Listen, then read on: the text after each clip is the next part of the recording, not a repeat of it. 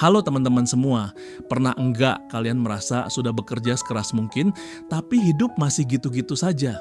Gaji habis sebelum akhir bulan, tabungan nggak nambah, dan mimpi bebas finansial terasa makin jauh. Nah, di video ini kita akan bongkar kenyataan pahit. Kerja keras saja belum cukup mewujudkan kebebasan finansial.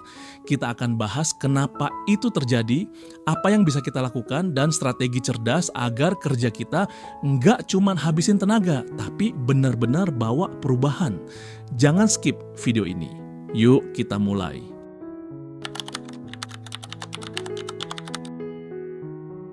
Di masyarakat kita sering percaya bahwa jika bekerja keras, kesuksesan finansial akan tiba.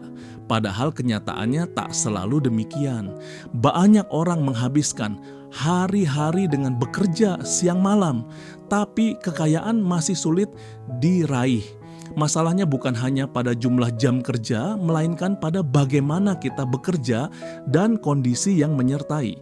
Tanpa strategi dan kebijaksanaan, hasil dari kerja keras bisa tetap stagnan.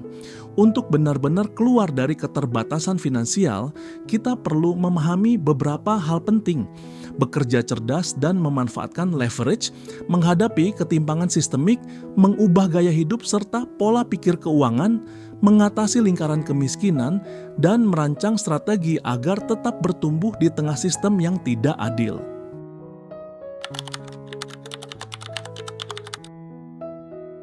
Kerja keras memang penting, tetapi kerja cerdas lebih menentukan hasil. Kita harus bekerja dengan cara yang efisien dan kreatif, memanfaatkan leverage agar satuan waktu kerja memberikan nilai berlipat. Naval Ravikant, pebisnis dan investor Silicon Valley, mengingatkan, "Earn with your mind, not your time." Dalam versi Indonesia, hasilkanlah dengan pikiranmu, bukan waktumu. Artinya fokuslah menciptakan sumber penghasilan yang bekerja untuk kita melalui teknologi, modal, atau produk, sehingga pendapatan tidak lagi bergantung pada berapa lama kita bekerja. Tanpa pendekatan ini, bahkan kerja keras yang luar biasa pun bisa sia-sia. Sebagaimana dicatat Liputan 6, tanpa disiplin, bakat, dan kerja keras saja tidak cukup untuk mencapai kesuksesan.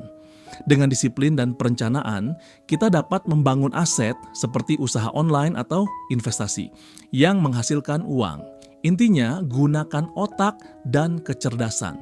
Kerja keras perlu dipadukan dengan kerja cerdas dan leverage agar setiap usaha membuahkan hasil yang berlipat.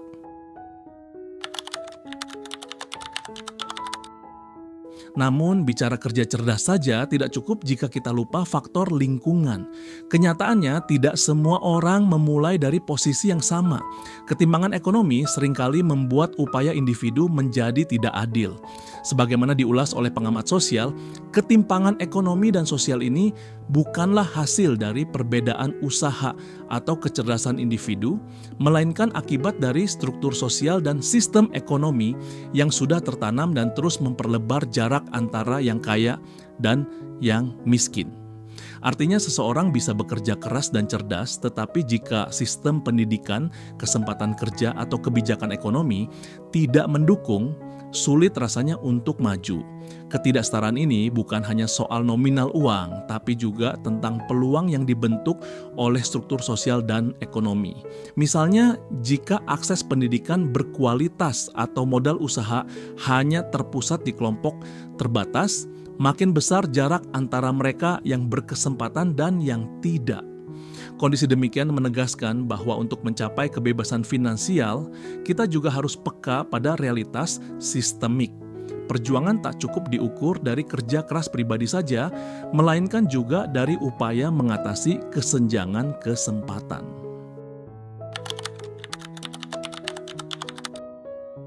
Sementara itu, pola pikir dan gaya hidup kita sendiri bisa menjadi batu sandungan. Banyak pekerja gigih tergoda untuk mengikuti gaya hidup konsumeristis. Gaji naik, lalu mobil baru atau gadget baru. Padahal, rahasia kekayaan bukanlah seberapa banyak uang yang kamu hasilkan, tetapi seberapa baik kamu mengelolanya. Artinya, pendapatan besar pun bisa habis jika pengeluaran tidak dikendalikan. Pola hidup sederhana dan disiplin anggaran seringkali justru membawa hasil lebih besar. Sebuah media keuangan menegaskan, kebebasan finansial adalah hasil dari konsistensi dan kesabaran dalam mengelola keuangan. Dengan kata lain, menabung dan berinvestasi secara teratur, bukan gaya hidup hedonistik yang akan membimbing kita ke kebebasan finansial. Penting pula membedakan antara keinginan dan kebutuhan, menempatkan prioritas pada kebutuhan dasar, membuat pengeluaran tetap terjaga. Jika kita terus-menerus menghabiskan semua pendapatan untuk gaya hidup, kita justru terkunci dalam lingkaran utang dan konsumsi. Sebaliknya, mengatur finansial dengan bijak, anggaran, dana darurat, investasi, menumbuhkan kestabilan jangka panjang. Di sisi lain, ada kalanya kerja keras tidak cukup pula karena keberadaan lingkaran setan kemiskinan. Banyak keluarga yang bertahan dalam kemiskinan bukan karena malas, melainkan karena peluang yang tak pernah ada. Sebagaimana diungkap oleh statistik BPS dalam Republika, seringkali penduduk miskin terjebak dalam lingkaran kemiskinan bukan karena malas bekerja, tetapi karena tidak adanya kesempatan. Jika anak-anak tak bisa sekolah karena tak mampu membayar, atau orang dewasa tak dapat pekerjaan layak karena diskriminasi, kerja keras saja sulit memutus mata rantai kemiskinan tersebut. Kondisi kesehatan dan pendidikan yang buruk mewariskan generasi ke generasi yang terbelakang. Oleh sebab itu, menyadari lingkaran kemiskinan mendorong kita untuk mencari solusi sistemik, seperti mendorong pendidikan inklusif, pelatihan kerja, atau kebijakan anti-diskriminasi, agar kesempatan lebih merata. Tetapi sebagai individu, kita pun harus sigap, memperbaiki keterampilan diri, mencari informasi dan jaringan yang mendukung, serta memanfaatkan program pemerintah atau lembaga sosial yang ada.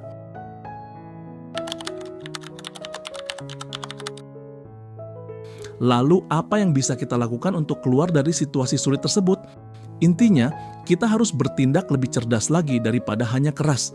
Pertama, terus perbaiki diri sendiri. Sebagaimana diingatkan Warren Buffett, investasi terbaik adalah pada diri sendiri. Artinya, kita perlu meningkatkan pengetahuan, keterampilan, dan pola pikir sehat.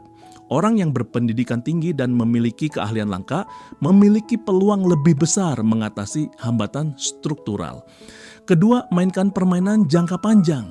Naval Ravikant bahkan mengatakan untuk bermain dalam permainan jangka panjang dengan orang-orang yang berpikiran jangka panjang, membangun jaringan dan reputasi yang konsisten. Jangan tergiur hasil instan, keberhasilan nyata sering datang lewat konsistensi kecil yang dilakukan berulang. Ketiga, manfaatkan teknologi dan informasi. Di era digital, kita bisa memulai usaha kecil dari rumah, belajar investasi online, atau mengembangkan produk digital. Semua itu adalah bentuk leverage modern. Keempat, kendalikan gaya hidup seperti disinggung di atas. Hematlah di masa penghasilan kecil untuk berinvestasi pada masa depan. Kelima, berjejaringlah. Dukungan komunitas, mentor, atau grup diskusi keuangan bisa membuka peluang yang tak terduga. Dengan kombinasi kerja cerdas, pendidikan dan keterampilan yang kuat, perencanaan keuangan bijak, serta tekad meraih hasil jangka panjang, kita dapat melawan ketidakadilan sistem dan memutus lingkaran kemiskinan pribadi. Penutup. Hidup memang menantang, terutama ketika bekerja keras saja belum cukup. Namun setiap tantangan adalah peluang untuk belajar dan beradaptasi. Jangan pernah menyerah hanya karena kondisi tidak ideal. Inginkan kebebasan finansial, tapi sadari bahwa tidak ada jalan pintas selain terus berusaha dengan cara yang cerdas. Seperti kata pepatah, bukan burung yang bangau berusaha, tapi bangau itu makin tinggi terbang. Kita mungkin perlahan naik, tapi lama-lama akan tampak perubahannya.